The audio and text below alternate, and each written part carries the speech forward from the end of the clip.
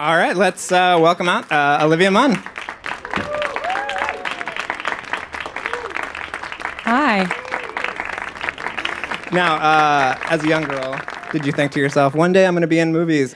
No, I never thought about that. No, being an actress was a wild dream. You know, I'm first generation American, so it was not. When I said I wanted to be an actress, my mom shut it down very quickly. That I was like, all right, I guess I'm not going to do that. I guess I'll go be, an engineer or something that Asians do. But you had these two lives of being a journalist and being an actress, and now you're sort of full-time actressing, right? Well, I studied journalism because I loved storytelling and journalism, but my mother wouldn't let me major in theater because she's like, you can't make money in theater. And so I could point to the news or to a newspaper and tell her, like, that's, this is journalism. And I knew I loved, the art of storytelling, and that's what journalism is. So she let me do that. But it actually came in handy because then I went on to The Daily Show where I pretended to play a fake reporter, and then I went to the newsroom where I pretended to play a real reporter. So somehow I used my degree. Now, how did you initially get involved in Mortdecai? My agents called me and said that the director, David Koepp, wanted me to put myself on tape. I was in Prague at the time, so I couldn't come in for an audition, so I put myself on tape, and then that got me to the next round where I Skype called with him, and then I got the offer. Now, your character is sort of a femme fatale. Did you like these movies? Did you sort of look to older femme fatales from the Bond movies or anything like that in terms of crafting your character? I knew my character had to be a badass and that she had to really be stealth-like and be a real competitor for everybody else chasing for this painting. But I never thought of her as a femme fatale until I read the breakdown of the press notes. They're like, Georgina, femme fatale. Yeah, I was like, they're pushing the femme fatale. And I was like, I guess I'm gonna say that now. That wasn't what I was describing her as, but it's good to know. I don't think that you can ever go in and go like, I'm gonna be a badass. Right. So if I ever went in saying like, I'm gonna be a femme fatale, I think I would fail. Do you have any favorite sort of either bad Bond girls or femme fatales because the movie sort of plays up on like James Bond movies and things like that? No, I don't. I'm sorry. That was a good question. I just don't have an answer for you. Someone else is going to ask it before the movie comes out. So, oh, really? Yeah, okay, give me an answer. Give me something. I'll just say it. I'll pretend like it's mine. Famke Janssen, GoldenEye. All right, great. Okay, Famke Janssen. Ask me again. So did you look to any James Bond? Famke Janssen. Okay. Oh, wow. Okay. GoldenEye. It seems amazing. Her ability to transform and to really become a femme fatale was I love it. Inspiring. I actually called her a Bond girl one time, and she yelled at me. So, really? Yeah. She was like, "We're more than that." And no, you're like, "No, you're not." You're not. No. No, she is. She's also an X-Men. Yes. Why? Did she really yell at you, or was she more did. joking? No. She was very sort of pointed. It was bizarre. People call me like the girl from G4, and I'm like, yeah, that was me. Own it. Yeah. So you get to have some great scenes with Jeff Goldblum and Johnny Depp. Yes. What was it like working with those two guys? Were they complete weirdos? That's people ask me that question a lot, and I don't know if I would love people to ask them like, hey, you're weirdos, but because they're not weird, I think that it's because they're both so famous, like they've been famous for so long that I think people are weird to them when they meet them. So when someone's weird to you when you're talking, when they come up to you, you're gonna just act weird back. Right. So that's maybe where they get it from. And they are eccentric, but Jeff Goldblum is awesome. I mean, I love Johnny, but Jeff Goldblum, he walked in and he's Jeff Goldblum. Like Johnny always plays such extreme characters. When you meet him, he's so normal and just easygoing and down to earth. Jeff Goldblum comes in, he's like, hey, everybody, touch my skin. It's like olives. I'm like, what? What is an olive? And you mean the color? No, it feels like an olive. All right. Okay, Jeff Goldblum. Did you touch it? Yeah. It's Jeff Goldblum, and it feels like an olive. Yeah. Jeff Goldblum, I always feel like Jeff Goldblum he's not Jeff. I even think that his wife calls him Jeff Goldblum. Because he's so fully Jeff Goldblum. 24/7. 24/7, he's Jeff Goldblum. So Depp wasn't in character or prancing around or anything? No. Okay. No, he wasn't. No, but when we're doing the scenes, of course, we're all having, we're in character, and it makes it more fun because, we get to just play around and really delve into it, but no, not afterwards. Is that what he's known for? Is he go? I just assume that he's like Captain Jack all the time or like something. All Daniel Day-Lewis all the time? No, he's not. I had a friend of mine her friend was the assistant for Daniel Day-Lewis for a while, and she said that when she worked with him on Lincoln, and she had to get him a Starbucks every day, and I was like, I don't know if Lincoln actually had Starbucks. It's like when you hear stories that he was like Skyping with. Is that what he did? Yeah, it's like no, Abraham Lincoln didn't Skype. No, either do it or don't. Yeah, he would Skype with Sally Field and she would be in character too. Yeah, so I take that small little thing, the one little thing that I think Daniel Day-Lewis has ever done wrong, and I'm like, no. Throw it in his face. Yeah, that one thing. I'll look for it and I'll find it and I'll hold it dear to my heart. Well, it must have been fun, especially coming off the newsroom, to do something that's so crazy. I mean, realism is not really, paramount in this movie. No, it's a heightened reality, and we all have to be extreme characters, but we all have to believe it. So it's very important to have the realism within our hearts. But it's very extreme. But it was fun. It was, this character is very different than me. And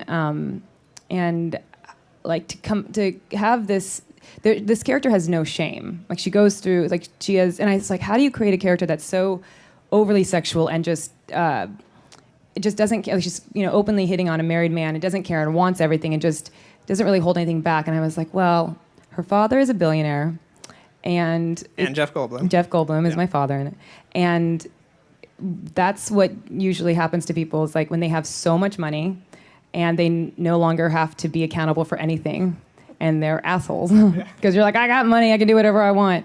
And that was kind of like she had no shame, and she's like, I'm going to do whatever I want. And that was fun because it gave me that permission. And what was it like working with Kep? Because I don't know if you guys know him, but he wrote Jurassic Park and Spider-Man and all these huge movies. He's awesome. He's a really great director because he lets you play and you get to bring a lot to your character, but he's very... usually have storyboards for every movie, and they break it down to like each scene you can see it. But I've never seen anything so detailed. I mean, like if you took all the cards together and flipped them, it would look like a flip book because he was so detailed. But within everything that you did every day was just you were.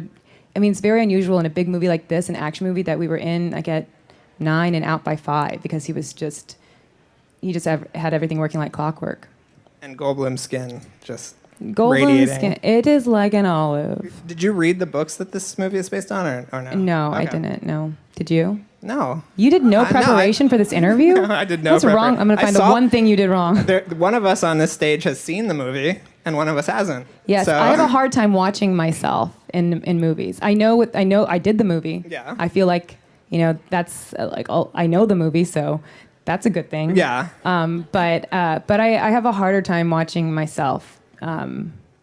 Just because, it's hard when you watch yourself. You just get very critical. Right. Yeah. As we're going to watch this podcast when it goes up on... I won't watch it. I won't either. No. I'll wait for someone to just send me screen grabs, and I'll Instagram those and pretend like I've watched it. Please, tag me, please. No. Damn it. Well, I was going to ask you if you sort of shot anything that didn't make the movie, but if you haven't seen the movie... No, but I do know because they told me there was a scene... So my character has this fetish with mustaches, and so they had this random scene, which I just thought, it doesn't fit with the movie, but it never fit with the movie. It was just supposed to be the scene, and it just randomly cuts to her in a horse stable, and it's just me and a horse, and I'm just petting his mane, and I'm like, don't be mad at me, come on. And it's just like, then you reveal that it's me and a horse, and then David was like, just improv, like just like come up with different lines, and one of my favorite ones, which immediately I knew they were never going to keep. But I whispered to the horse, and I said, I have to tell you a secret. I'm late. And I got a little chuckle just like that. And then mostly I looked up and people were like... And then that's when I felt like a winner. That's when you knew the scene would not be in the movie. And I was like, you'll be stupid not to put this in the movie. They didn't. Well, a lot of the movie is about mustaches, and either... Yes. Because Gwyneth Paltrow doesn't like the mustache. You do. Yes. What is your personal stance on mustaches? My personal... I prefer a beard. I think beards are cool. I think a mustache... It's a lot of party on your face. It's a lot of, like, things going on. I prefer a beard or, like, scruff. Okay. Yeah, 66 right there. He's got the beard. What up? His government name isn't 66, though. Don't confuse that. His mother did not name him that. Should there be further Mortdecai adventures? Would you be down for returning to this world? I'm down for any and all work. Okay. If anybody would like to offer me work, sure, yeah. A couple years ago, you were in Magic Mike, which was so Yes. great, and you were so amazing in it. Thank you. What was it like working with Soderbergh, and are you back for Magic Mike XL? Yeah, Soderbergh's not doing the second one, which I wish he was because He's he was so shooting, he's brilliant. shooting and editing it. Yes, He's everything. He's part but, of it. Yes, and he's but it's so fun because he's really collaborative. You know, when you get to work with, there's a certain people who are really geniuses at what they do, like Sorkin, Jon Stewart, Soderbergh. They're really fun and collaborative, and it was really fun on set. So my character in the beginning on the page, she didn't really. She was just the girl that he was hooking up with, and at the end, she's like, "I've got a boyfriend, fuck off." And then I was like, "That's it. That's like," and I said, "Well, I only wanted to do it if I could make her like a guy." So I based her off an ex-boyfriend, somebody that like a lot of times in life, like when you're a girl, you're dating a guy, and then you've been hanging out for a couple months, and you're going to breakfast together all the time, you're going shopping, and everything's cool, and you've never really had the conversation. Then one day you're like, "Oh, so my girlfriend's having a birthday party," and he's like, "Whoa, I think that's a little early," and you have to be cool about it because, "Oh yeah, totally, whatever." And guys, for some reason, have get away with that, and I feel like there's a lot of girlfriends in my life who are like that, but they're not always depicted like that. So I created her and with the idea of like what a man would be like and what they're depicted like, but really how a lot of my girlfriends are. So we're hanging out, my character and Channing's character are having sex and fooling around, and he starts to fall, and she's like, "Oh, Yeah. no." So you will not And be, not apologize for it either. and you won't be back for the sequel. I think the sequel is a prequel. Is it really? Yes, Wow. from what I understand. News. I think, from what they've last told me. And you just finished The Newsroom. What was that like? Looking back on that whole experience, Right. What was that sort of like?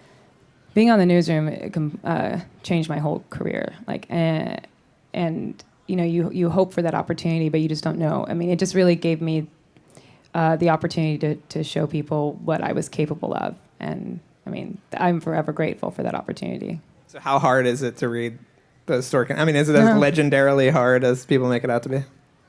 It is difficult, but for me, I found that if you read every episode, there's a theme to every episode, and what you're saying is is basically just mimicking this theme.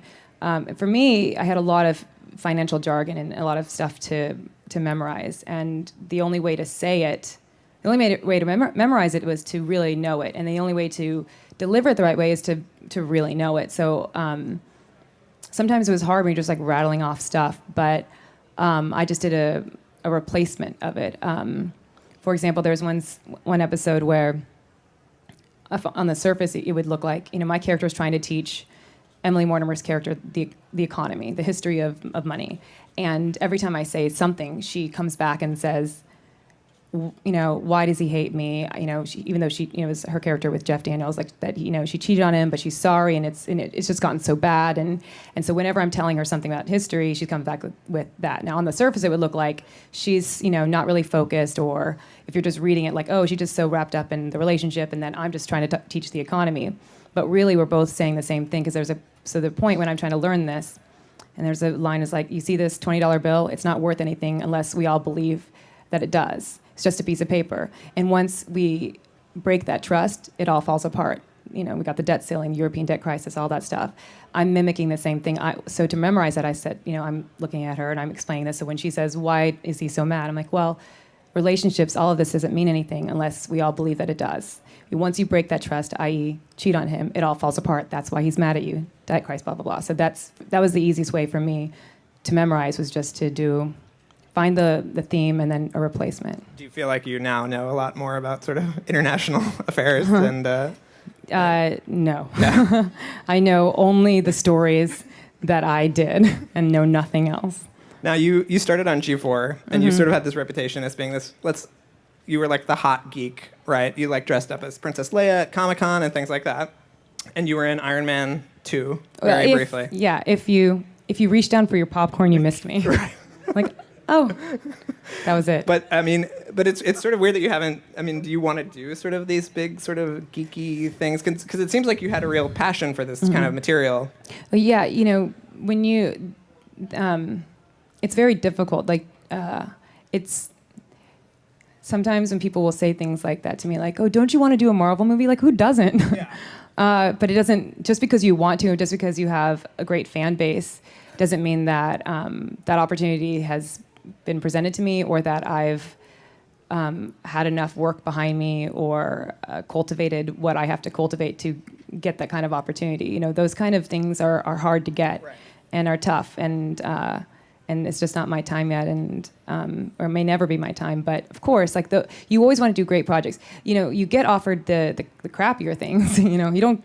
When Marvel comes around, everybody wants to do that, right, but and nobody talks about like that really bad, really horrible, like stupid superhero movie. They're like, okay, she wears a bathing suit the whole time, and her real superpower comes when she takes it off. You want to do it? I'm like, no. Yes. Oh, yes. Drew would love to do this. Yes. What would be your like ultimate? Do you have a character or a franchise or something that you would like be all about? No. Okay. No. I don't really think... Not Star Wars more than Marvel or anything? No. I think, again, it's... like, I guess I don't think of those things because you really have to kind of go with what the world is and the industry is giving you. You really... Like, when some people are like, I have this goal and I'm going to do this and this I'm going to make my career, it's like, I didn't know that I'd be where I am today. Like, I'm really excited about... I have a production company deal with CBS Studios to create television shows. And I didn't think that that's where I was going towards. And I'm so excited about that more than anything else. And sometimes when you look at, you have to, that's an opportunity that came my way. And, even if somebody said they wanted Star Wars, it's really, I want all of you guys to write me a check for $1,000. But that doesn't mean it's going to happen.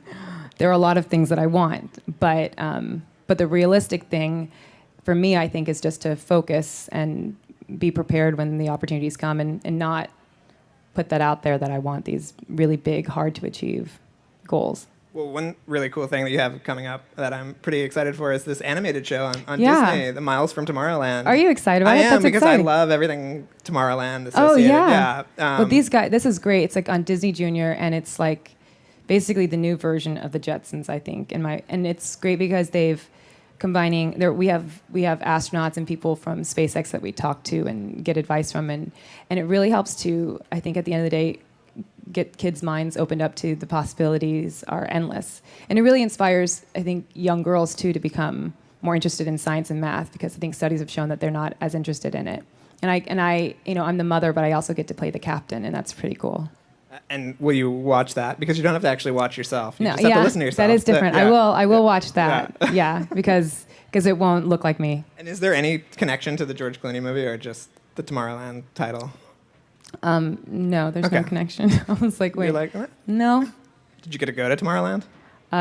No, because it's animation. It doesn't exist, Drew. It's wait, not real. Oh, sweetheart, it's not real. Oh, all right. Get him some water. Here, have some water. You're not doing so well. You feeling okay? Oh, yeah, so Got good. that. Thank you. Your nice apple mug. Is it a nice apple mug? Mm-hmm. Oh, nice. It's like we're on morning talk show. So, tell me about your day. You were on the Chew this morning, right? I was on the Chew. How was that? It was fun. It's like when you watch those cooking shows, like no matter what you do, I literally picked up some salt and I put it in the sink, and the whole audience goes, "Oh!" It's like, really? I put some cinnamon in, like, "Oh!" It's like, you guys, it's just cinnamon. You can do this at home. They can't. And are you done with Ride Along too, or is that? Yeah, okay. that was so much fun. What was it like working with Kevin Hart? Because he is the funniest man. I love Kevin Hart. I love him. I wasn't sure if I wanted to do that movie because. Because you saw the first movie. Well, because I didn't actually see the first one. Because I was like, well, I don't know. There were some other things that I was looking at doing, and I was like, I don't know. It's really their movie. Yeah. But then Kevin and I, we met randomly backstage somewhere, and I just fell in love with him immediately. And we had such a great banter. And then the director was so cool because he's like, you know, you don't have to be the love interest or wear. I'm like, if I'm gonna be a cop, I want to just wear like jeans and a t-shirt. Like the guys get to wear jeans and a t-shirt. Like that's what I want to wear. I'm not gonna be like in, you know, like in like a low cut blouse and a blazer. So you're like the sort of third point in their triangle, or is it mostly still just those two just mucking around? it's the two of those guys, and then they end up in Miami, which would be my territory, and then we kind of all need each other to solve a crime. I mean, haven't you seen these shows before? It's kind of all the same. Just this one has Kevin Hart. Yeah, it's really funny. I mean, basically, it's like something happens, and then we're not sure. Is it a drug crime? Is it a gun crime? And then people get involved. Cops get involved. Comedy happens. The end. And you still haven't seen the first one? Because I know how it ends. A lot of laughter. Yeah, that's what. And then that's the what you end, take away. a lot of Kevin Hart, who I love. Do you get some good singers in there, or is it just? I don't know. Or are you the heavy? I don't know. I think I'm more the straight guy in that. But Kevin made me laugh all of the time. He is one of the funniest people and one of the best human beings ever. And that's out this year at some point. I feel like you guys shot that in like 2 weeks. Well, you weren't there. I wasn't there. So you're following along to people's random Instagrams. It was longer. It was like 2.5 months. Yeah. Where did you get your research? Well, no, it just seemed like it came out very quickly. They were Well, like, it's not well, out. we gotta go. Well, I know, but it's done filming. The original was out this time last year. I saw it on a plane. Yeah, what does the first one have to do with the second one? Well, just and how long we shot it? Do you want some more water? Yes, I'm going to take some more water. Do you want them to give you some of their cash? Would that make you feel better? You guys, give them $1. Come on, guys. You can leave it on the stage. Like church. Somebody take out a hat, pass it around. With that, I think we're going to go to some audience questions. Hi, nice to see you. I remember you in an interview saying that there was a time that you're just trying to book Ross commercials, and what would you say was just like the turning tide? What were like the events and what contributed to what you're doing now? Well, Attack of the Show and being on G4 is definitely I give credit to everything I have today because of that. I mean, the fan base, the OMFG, everybody at G4, and the fact that they allowed me to do skits and stuff so I could like put out my comedy and be different characters. That gave me the platform for Jon Stewart to see me. I didn't audition for The Daily Show. That wasn't in my head that anybody would ever allow me to be on that. And I was lucky that they were looking for a new female correspondent. He saw that because of my work on the Attack of the Show. That gave me the opportunity to do The Daily Show, and then that was my big break for sure. Hi, how are you? Hi, I'm good. I'm your big fan. Oh, thank you. You're so gorgeous and you're so sexy. Oh, thanks. Yeah. Wait, are you talking to her or me? Yeah. Then you look so smart. Oh. I'm afraid to talk to you because you look so, What's your favorite Japanese food? Then do you have a good memory about Tokyo, Japan? Thank you so much. Nice to talk to you. Yeah, nice talking. はじめまして。日本語を少しだけ。はい、ありがとう。I do remember Japan because I was there, like until I was 16. I was from 8 years old to 16 years old. And I lived on an air base, Yokota Air Base, do you know the Yokota Air Base? Yes. And I think my favorite is yakisoba. Yeah. Hey, arigato. Hi. Hi, Olivia. My name is Evan. I'm a big fan of Marvel, and Robert Downey Jr. and Johnny Depp are my two favorite actors of all time, just so you know. Wow. FYI. So that's so cool. They're both awesome guys. Oh, really? I mean, how do you compare them both? How do I what? How would you compare both of them? Johnny is when Robert walks in, he commands the entire room. I mean, he's already. It's like, when you're a comedian like that, he walks in the room and everyone's laughing and he's making jokes right away, and it's a really big thing. Johnny is more. He's a little bit more quiet. He's so sweet when he walks on set. I mean, they're both really nice and good to everyone, but Robert's probably just a bigger personality, and Johnny is just a little bit more chill. Hi, how's it going? Good. So what made you decide to do Newsroom of all the great stories out there. But like, I mean, I love you on the show. But I was wondering, like, what made you decide to do it of everything out there? Well, at the time, I had an NBC show that was ending. Some people say it was canceled. I just like to say that it turned into a miniseries. Feels better. So then some other offers were coming through, and then I read The Newsroom. And I just, as soon as I read it, I just knew that was the one. And my representatives were all pushing me to take the other offers that I were getting, because they're, some of them are shows that are on the air and doing great right now. It's network, so you do more episodes, which means more money. And also, Sorkin just came off winning the Academy Award for The Social Network. So there's only 3 roles in the newsroom for women, and it would be very difficult. And on top of that, the casting at the time was saying we're only looking at Broadway actors. And the girl from The Daily Show isn't exactly, Broadway pedigree. So I struggled with it because I just knew if I could get an opportunity. I didn't know at the time because the role was small. I had no idea that it would become what it became and that I would be given the opportunities that I was given. It was just simply, if I can get this shot to be with Aaron Sorkin and on his show and to work with him, then it could possibly change my career. So I turned down the offers that were coming through. And the more I turned it down, I was turning it down just for the hope of the audition, not even having the audition. And it was like 4 weeks, and it was 5 different shows and that I was turning down, and I got more anxiety. And I was like, and I have trichotillomania, which means I like rip out my lashes from anxiety. So I was like, just like week after week, I was like, this is so, because the more I was turning it down, the more I was like turning down money. And also it was meant that the more time I haven't even secured an audition. So I was like, what am I doing? And then I went to Jon Stewart when I got I remember the 5th offer, this other show, and I went to Jon Stewart because I was on The Daily Show at the time, and I was like, I don't know what to do. Like, we don't have the audition set up, and this isn't yet another show that's coming and going. Am I just being stupid? And he asked me 2 very simple questions, and after that, I knew my answer. And he said, if you take one of these shows and you don't wait for Sorkin, will you regret it? And I said, yes. And he said, okay. If you don't take one of these shows and you don't end up getting Sorkin, will you regret it? And I said, no. He said, well, that's your answer. He said, when you bet on yourself and you win big. And, I bet on myself, and I rolled the dice, and I just knew that it was something special.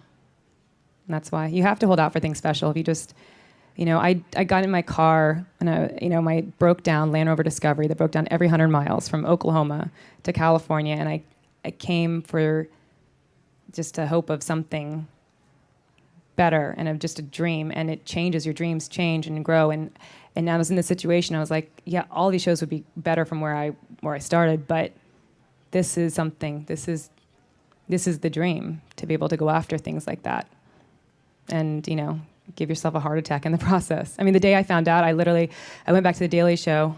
I told John, and he was like, yes. And I said, great. And I sat down, and I had the most insane migraine that just immediately came over my head because I'd been holding on to so much stress for over a month. Did the experience sort of fulfill all of that stuff that you sort of wanted it to? Yeah, more than I ever thought. I had no idea that he would give me the opportunities that he gave me, and that the people, you never know when you do a character if people will respond to it. I made a decision to make my character unapologetic. I think a lot of times women are apologizing for being feminine and being strong, and I was like, oh, people may not like this, but I'm one of the characters in this. Maybe they won't, maybe it'll kind of blend in. But thankfully, it was a nice response. Hi, how are you? Hey, good. How are you? Completely different topic, but I'm just wondering if you were a very big football fan prior to this year, and if you had any thoughts on the game this weekend. You're dating a football player, right? I read this online during my vast research. You're read this like, on Wikipedia. Yeah, you just did a search on Twitter and looked at the first 10 tweets. It's like, she didn't tag me for tonight, but yeah. I liked football, I think like like regular person likes football. I wasn't, I don't play fantasy football and things like that. But the biggest thing is that but realizing it and seeing it firsthand, like how amazing that team is and how hard it is to do what they do. I'm in awe of my boyfriend and of that team. What team is it?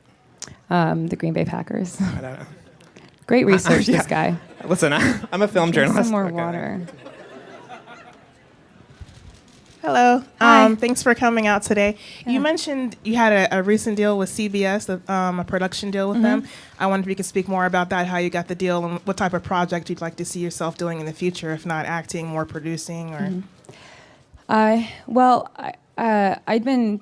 I don't know what was going on in the world or whatever at the time, but I just at the same time was talking to my literary agent at CAA about some TV show ideas that I wanted to just create. Wasn't for me to do. I just had ideas, and I thought I'd want to do them. And at the same time, he was being approached by different networks and studios to give me a production company deal, and that can happen for actors time to time. A lot of times, it's a production company deal for you to create your own show for you to star in, but I wasn't interested in that because I just wanted to be able to go just to create. And thankfully, that's what this opportunity was, and just for me to produce and create television shows, and as many as I can. They've given me that opportunity. So the deal they gave me was it was enough to hire executives and a staff, and so that I can really focus and move forward on trying to create content. And right now, I'm getting the team together. And then once we all get together, we'll decide the direction that we want to go. But I do have ideas, but I think it's important once you get the team together to vet it out and go forward. Thanks. Hi, back to the newsroom. How far in advance did you get the scripts, and what was your reaction when you found out you were going to kill Charlie? Well, did I kill him? We got the scripts. Aaron Sorkin writes every single episode, and there are times when we would just be waiting around for 2 weeks, and that's how much thought and care he puts into them. And then there'll be times where we in season 1, I had an episode where my character goes into Japanese, going back and forth. It's hard enough to do Sorkin dialogue. Now do it in Japanese. I got that the night before, and it was intense. And that's more rare, but that happens. And so that you'd go from periods of being waiting around to getting massive dialogue the night before. And when I was reading that script in bed where Charlie has a heart attack, and then Emily Mortimer said, he died, and I threw my script down and screamed. I just couldn't believe that he went there, and I didn't know what to think. It was just an exciting thing to read, just that somebody would kill off a main character and do it in that way. And then we went to the next day to talk to Sam, because Sam didn't know until he read it, and he was just beaming. He was like, yeah, I die. In a way that every actor is excited to do something really dramatic. You're like, oh, I have a crying scene. Oh, I can't wait. Oh, I'm gonna die. It's you get really excited. Hey, Olivia. So my daughter, who's also Olivia, is a big fan of yours, and one of the things that she really admires is the fact that you're an animal lover. Oh, so thanks. this is her rendition of Chance, which is Oh my your gosh, new that's so family sweet. member. That looks nothing like him. I'm don't- not going to tell her that. Okay, but, well, maybe you should. You should. Okay. Oh, yeah. All right. I'm just kidding. No, Very thank you. tiger That's so mom sweet. of you, so, yes, well, okay. I am Asian. So no, that's very sweet. Thank you. The question that we had was, how did you get interested in animal activism, and what kind of prompted you to get involved in animal health and animal care? I think I've always loved animals, and then when you start to get exposed to what happens to so many animals, when you actually see the videos and hear about it, and all the animals in the circus, that's what really stood out to me. Finding out that the animals in the circus are electrocuted and chained up and forced to perform all these stunts, and in front of the crowd, everyone's smiling and laughing, and it looks great, but then behind that curtain, it's just torture. And I grew up in a pretty tumultuous family, so there was a lot of it was a pretty intense upbringing, and I quickly connected with that feeling of like from the front everything looks great, but from the back, once you go behind that door, it's a different world. And as a kid, I always thought that was very unfair, that people never saw, that you have to pretend that things are okay. And then when I heard that with the circus and with the elephants, it was just a very easy connection, and I felt that you have to speak up for animals who can't speak up for themselves. And then there was the Dogathon on Fox. It aired on Thanksgiving Day after the football game. Why are you nodding? Did you watch it? Oh, did you really? Yeah. Oh, the one thing you watched. Yeah, the one thing I watched. No. It was great. And my publicist, Marcel, he is a huge animal lover, and he helped put that together and produce it. And I was presenting at it, and I love animals. That's why I thought I shouldn't be getting a dog, because I travel too much. It's too intense. And then Max Greenfield, he's from the New Girl. He's a friend of mine, and he came up to me. He's like, Olivia, do you want a dog? And I was like, no, I'm not looking. He's like, you have to have this dog. He's like, it is the sweetest, chillest dog ever. And I saw it, and I called Marcel immediately. I was like, please get me this dog. And I called my boyfriend. I was like, so I adopted a dog. He was really quiet, and he just goes, I don't know if you're joking. I'm like, I'm not. He's coming home, and he's been the best thing. I mean, he's almost 5 months, but when we got him, he was 3 months, a little over 3 months, and we house trained him in a day and a half, and now he knows how to sit, lie, shake, and he's going to learn the violin soon. I'm really excited. No, but he has a brief role in Ride Along too. Yeah, he's going to be in Ride Along too, which we shot in 2.5 weeks. Hi, you were Hi. brilliant, the network. I'm curious, Thank you. because of all the dialogue, was every word literally verbatim from what was written on the page? Yes. Or could you sort of... No, you cannot. No, every word, it's verbatim to the script, to the dialogue. But it's important when you see how Aaron writes. He writes for each character, and you actually get to learn a lot about each character by the way the dialogue is written. And they're, the best. Improv is great, and I love improv. It's a fun art to do, but it's really amazing to read a script and not have to improv. Like everything is right there, and it's fun to do that. I loved it. Some people I heard had a problem with it, but it made it more rewarding because it was so challenging. Thank you. All right, let's thank Olivia Munn one more time. No, let's thank Drew for his subpar researching. Thanks, Drew. Listen, I do what I can. Go see Mortdecai. But an A+ beard, might Thank I you. add. And I've actually seen the movie, so. Oh, hey. All right. It's really fun. It's out next week. Yes. And go buy your tickets on moviephone.com. Yes, thank you, guys. All right, thank you. Thank you.